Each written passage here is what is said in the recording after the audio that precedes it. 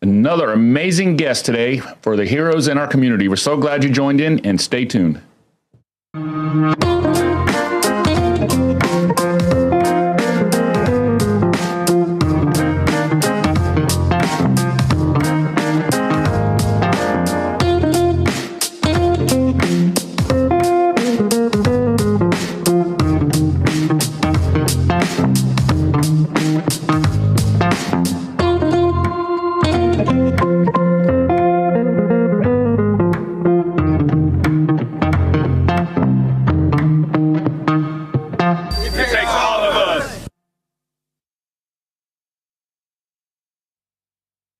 Well, good morning to all of our friends along the Gulf Coast. We're so glad you tuned in for another episode of the Echo Stop Live podcast. I am Kevin here with my good friend Curtis. As always. Kurt, I got a surprise for you. What do you have, man? You're not going to guess this one.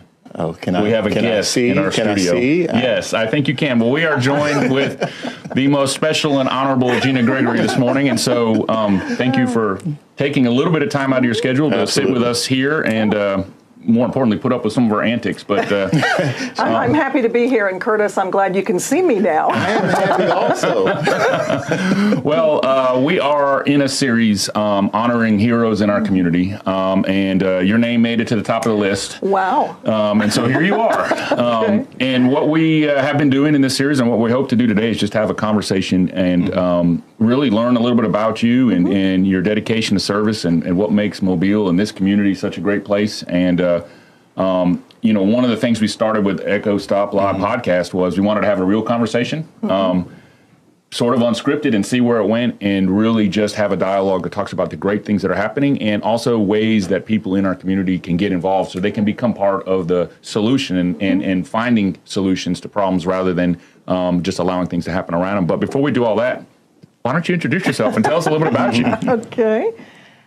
Well, for those who don't know me or anything about me, I'm Gina Gregory. I'm a Mobile City Council person. Been on the council now 18 years.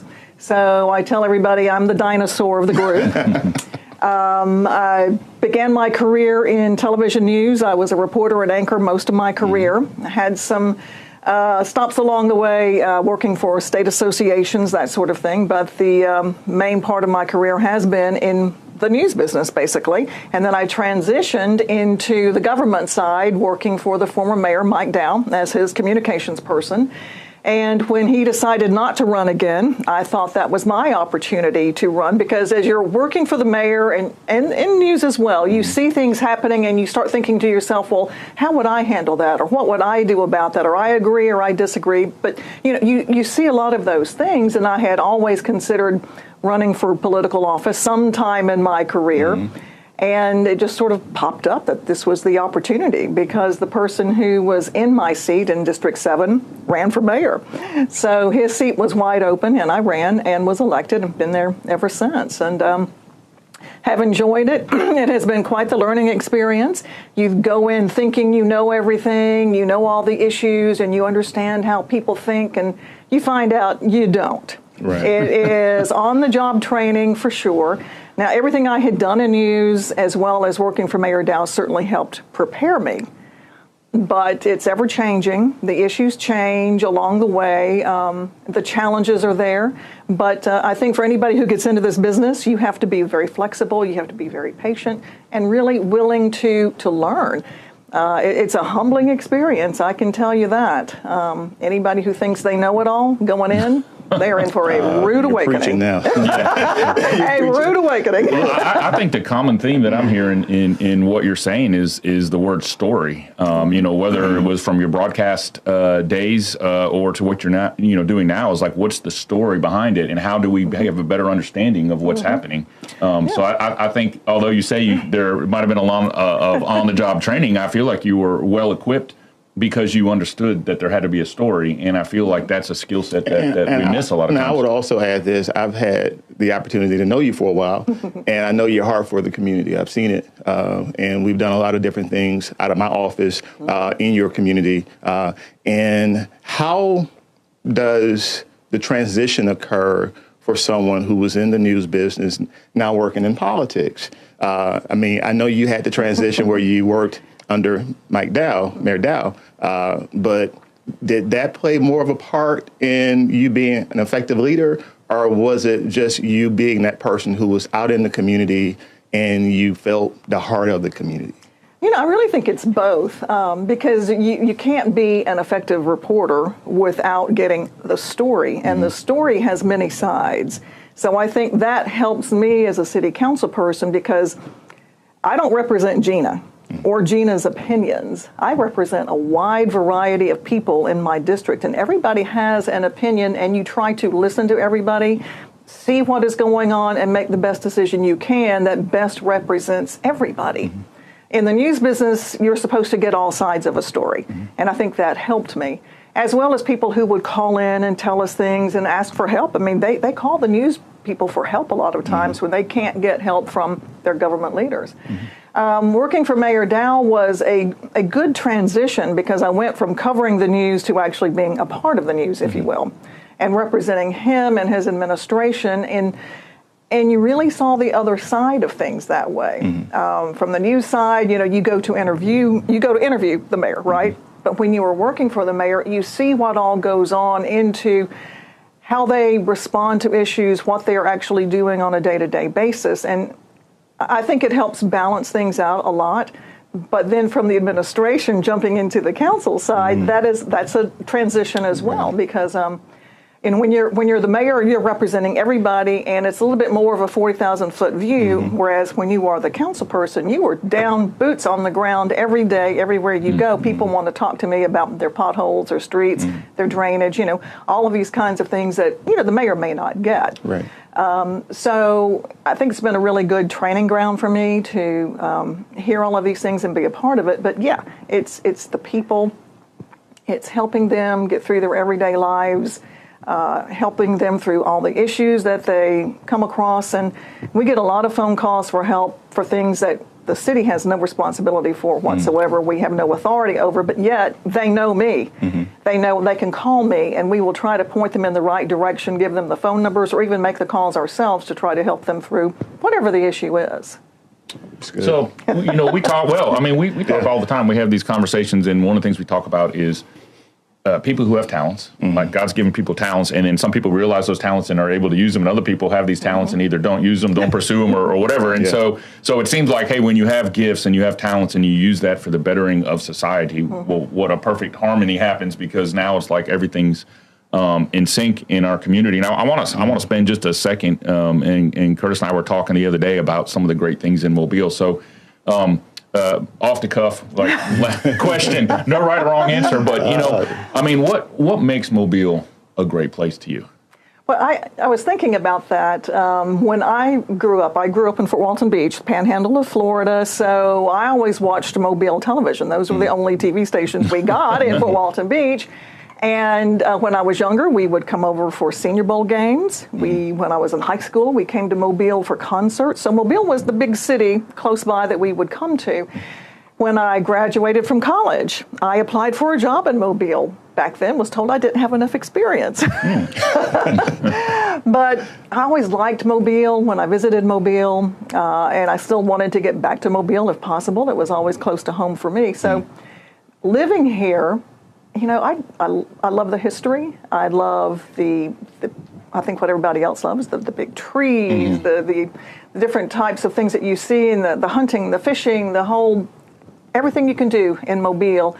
But, I've been here longer than I've been anywhere else. And my husband is here. He's a native. We don't want to go anywhere else. This is Mobile. This is home for us. And it's what Mobile has to offer, but it's also, I think, the people that we have, met along the way, have become friends with. They're like family as well. Our church. And I think if you ask anybody in Mobile who's been here for that length of time, they'll tell you the same thing. It's what Mobile has to offer.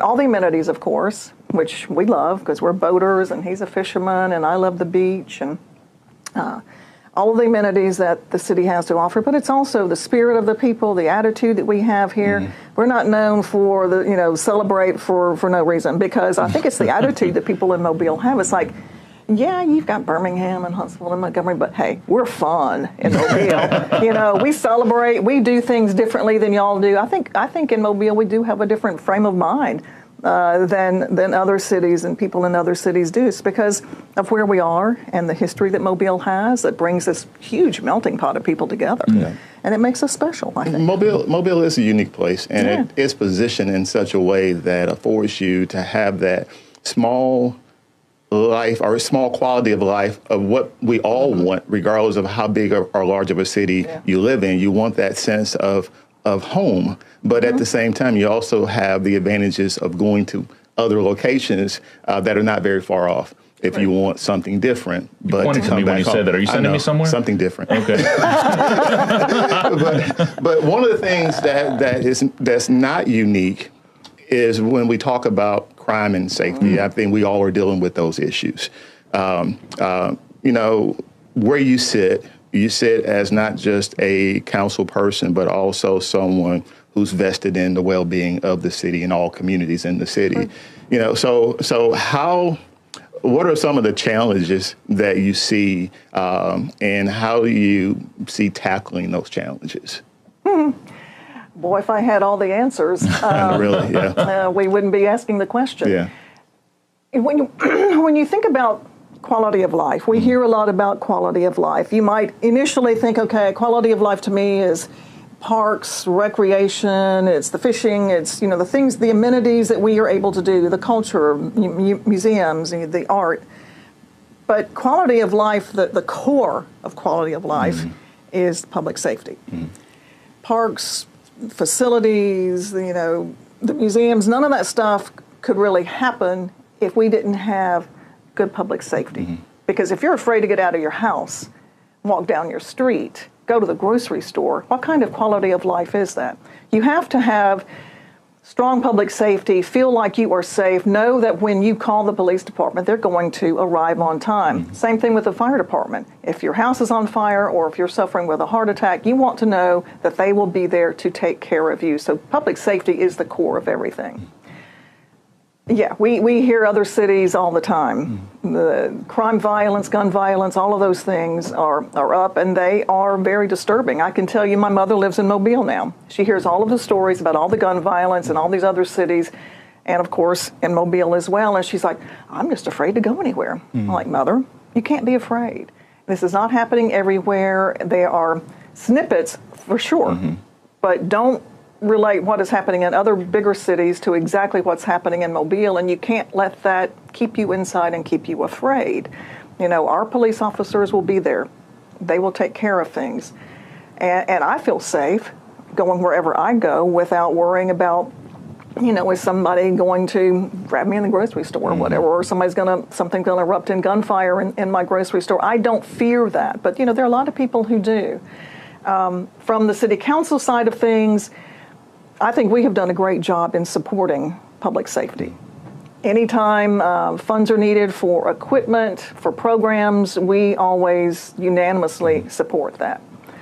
We have to be sure that we are able to recruit and retain qualified people in our public safety ranks. That is a huge thing, and we all know it.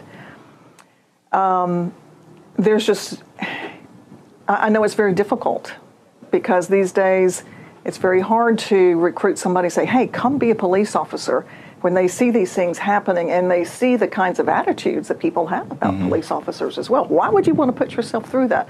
It really is a calling, but if we can't pay these folks the kind of money that they need in order to come to work in Mobile and to stay in Mobile, then it's shame on us, you know, really, because we're then part of that problem in not providing the kind of safety, the kind of public support that. Well, I think you're highlighting two valuable things, and I think this is a perfect segue into some really cool information, and that is that we're talking essentially about perception, and it's not only perception from the outside in, but from the inside out. And how do we see ourselves? How do officers see themselves? If they were to wear the uniform in Mobile, what would they see, whether it be a firefighter or a police officer or any other service? But we're also we're in a series talking about heroes in the community. And these segments are great because all of these hero conversations are coming after we've just celebrated Memorial Day, which is the greatest holiday to commemorate true heroes who have laid themselves down for something better. And I have seen officers chase dreams for years trying to figure out what it is, but those that have that let's just call it desire to serve in that way running through their blood, it's really hard to stay away from the profession no matter what you see. But where we can all work together is on the perception. Let's just address the issues. One of the ways we have to do it on the show is we set up an email. It's echostoplive@gmail.com. We would hope that you would send us your emails, and we'd try to answer questions each show that we can, but we want to hear from you. And we've also set up an anonymous tip line. Why is this important? If you are told to see something and say something, we would ask that you actually do something. And this is a way that you can do something. It's a totally anonymous. The number is 844-251-0644, 844-251-0644. You can text to that number. You can call that number anonymously. There's businesses around town who have sponsored the anonymous tip line. There's a QR code in their window of the store. You can scan your phone. You can get involved in a bunch of different ways. But to pick back up on this conversation, we'll do that in just a minute after you stay tuned to this little commercial. Calling all fathers, now's your time to be celebrated as the City of Mobile invites you to the Family Celebration Day Father's Day Weekend event, Saturday, June 17th at Municipal Park. So you think you're a grill master? Prove it. Put those grilling skills to the test for the Real Men Cook grilling competition. Think you can teach Coach Saban a thing or two? Then suit up for the epic punt pass and kick challenge and be in the running for $1,000 grand prize. Plus enjoy the Father and Son Classic Car Show and live music, and it's all free. Celebrate your favorite dad at Municipal Park, Saturday, June 17th from 11 a.m. to 3 p.m. Well, we're glad you're stay tuned. We're having an amazing conversation, and I'm just going to throw the word out there, Curtis. Hero. Absolutely, hero. And when we talk about heroes, Gina, to a lot of people that live in your district and some outside of your district, they see you as a hero because guess what? When they call you and they're in distress, they're calling because they're in distress. And then you respond to it, whether you direct them to some other resource or whether you handle it yourself. And that's important. But what we want to also shed light on is the fact that heroes are not just in city office, not just in the police department. They're also in the community. There are people who live down the street from one person who sees another person coming to someone's home, taking their mail, or doing anything. They have an opportunity to be a hero. And there are different forms of being a hero. You can be a silent hero, but just by calling. Mm-hmm. You don't have to get out there and actually catch the bad guy. So, and we really don't suggest that people get out and try to catch the bad guys themselves, but get a plate number if you can, a description, that sort of thing, and call. But you're right. We used to always talk about the nosy neighbors. Mm-hmm. Well, we want neighbors to be nosy because that's how we find solutions to the problems. If somebody's out stealing the mail, you want the neighbor next door seeing it and say, I'm calling 911 because somebody's going around stealing everybody's mail or punching holes in tires, puncturing tires. The nosy neighbors are the ones who really can be those heroes for neighborhoods and help take care of each other. You're going to say what I'm saying. But haven't we done something horrible to that by making it a horrible thing to do, being that nosy neighbor, or being that person who's telling the truth about something when you should. Yeah, because people are afraid to get involved. Yeah. They don't want to put their names out there. They just want to stay anonymous. And I get that a lot, whether it's something that they see that could be something illegal happening in their neighborhood, like the guy across the street selling drugs. We know they're selling drugs, but I can't, don't put give anybody my name. Don't let them know that I'm the one that reported it. But yeah, it's nobody wants to be involved anymore, but yet they will call me, or they will call somebody else in government and complain about it. And if that's what it takes, then that's what it takes, and I'm going to make those phone calls and follow up. But yes, we do need to, I think, try to encourage people to be the nosy neighbors and to get involved and let us know how we can help, because that's the only way really you can stop what's happening in the neighborhoods. And we preach it all the time. We talk to people. It's like, the grandparents know what's going on. You hear that all the time, but yet they don't want to say anything because they don't want to get their kid in trouble or the next door neighbor's kid in trouble. Right. But yet that kid continues to cause problems throughout the neighborhood, and eventually the kid gets caught and put in jail when before we could have stopped it earlier on and maybe helped the kid, and none of this would have happened. But you have to be that person who was willing to get involved and tell somebody. That's right. I think what we're talking about is something that we talk about often when it comes to, the four pillars of society. You talk about faith, family, education, and government. And here we're talking about government, which is, the final response, the people that are ultimately responsible for safety and protection. But we skipped a little bit that second pillar, which is family. And what we're talking about before the nosy neighbor, if you want to talk about traditional heroes, where are the people that sit on the front porch? Because grandma and aunt and mom, that just like you were saying, they used to sit on the front porch. That, a lot of people look at that as an error that's gone by. But that era has to come back, because if we're going to not be afraid to walk from our house to our mailbox and back to our house again and feel safe, somebody has to be sitting on a front porch somewhere on some street, because there are children and youth and even young adults who are growing up who need that mentorship or that slight nod or the look. Wait, I don't think that's a great idea. Whatever it is, and people say, but some people are fearful, and this goes back to the perception issue. So we have to fix the perception issue. Take away the fear by putting real actionable solutions in there that people say, you know what, we are making a difference, we are safer, and then that word starts to spread. But I believe personally that when we put grandma, aunt, grandpa, the uncle, whoever back on that front porch, that is when we'll have that direct contact long before it ever becomes a government problem. And I think we're seeing too many government issues because we've kind of skipped over some of the pillars that, and this is, speaks to the life of what you and your entity, is invested in daily, which is getting into the family. But one of the things we talk about a lot too is how one thing affects the other. And we like to talk about the ecosystem. A lot of us can kind of equate what that is. But the ecosystem, we live in an ecosystem. Everything that we do, public safety is so important. It affects not just public safety in the way that we see public safety, but it also affects other things that people tend not to think about as it relates to the economy and a lot of other things. Can you shed a little light on that for us? Public safety and the economy. Okay, well, I used the going to the grocery store earlier. If we're afraid to get out of our houses, we're not going to a brick and mortar store. We're not going to the mall, which the mall is having issues, as we know, with people coming out there. They just don't shop in the mall anymore. It's easier to sit on my couch and use my phone and order something, which then impacts the local economy, because brick and mortar stores don't have people coming in, therefore they don't need the employees, and they close up. So you have to feel safe in a city to want to live in the city, which then creates the need for businesses in the city, which creates the jobs in the city, which creates the sales taxes, and on and on and on. You can look around the country and see where cities have had these problems, where public safety has been an issue, and the businesses leave, the people leave.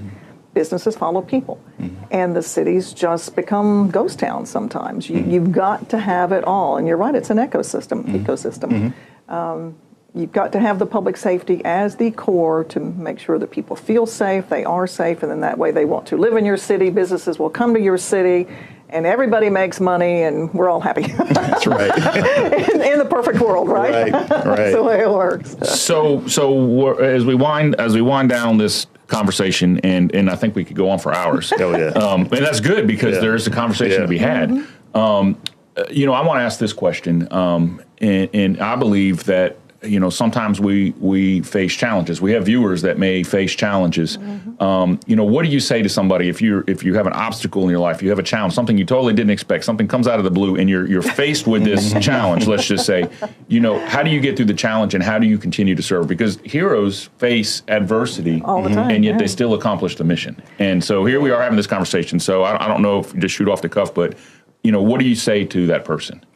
Well, I'll just use personal experience, and my challenge is something similar that happens to a lot of people, and it was just a health issue. I was diagnosed with breast cancer 5 years ago, certainly out of the blue for me, even though people say, why was it out of the blue for you? And I had to step back and think, right, instead of saying, why me, it's like, why not me? And then you just go from there, and it's a challenge, and you just take on that challenge one day at a time, and do what you're supposed to do, get the treatment, do the surgeries, all of that sort of thing, and go on about your life. It's what I tell people is, you can do it. You can get through it. I have, others have. You can do it too. Now, yours may not be like mine. Everybody's different. Right. But you can do it. You just have to have the attitude, the faith that it takes to get through these things. And of course, strong family helps. But when you face a challenge, I think the way you face the challenge, the way you go on, is the true testament of the kind of person that you are and the strength that you have. Our first responders face challenges every day of their working lives, and we expect so much of them, you know, from the domestics to chasing somebody who's robbed a store or, you know, whatever the issue is. It's just a very difficult thing for them, and we expect them to be psychiatrists, you know, doctors, you know, daddies, mamas to all these people, and they're not always equipped to do that. And with that kind of expectation, that really takes a special person, and not everybody has what it takes. We know that, so thank goodness that we do have people out there who feel the call, who have that kind of personality. But we all face challenges in our everyday lives, you know, and it's going to hit us. It always does. Well, usually when you least expect it. Yeah, I mean, I thank you for sharing, first of all, and we're very glad that you had the support system, both internally, spiritually, and within the family to get to the point, because we feel like our viewers sometimes want to help, but maybe they're in a situation and they're like, well, what do I do? Well, you just keep fighting. You just go through and you do it. And since we're talking about special, I might as well ask my good friend Curtis to give us the last final thought here. I want to take that, okay? I am special. You are. To someone. to me. We are blessed to have you part of this journey. Yeah. But final thoughts as we finish talking about heroes in our community on this segment. Give our viewers a final thought. I will just leave it like this. You know, heroes are constantly being defined. And I think that everyone has the capacity to be one. You have to figure out at some point, do you want to be one?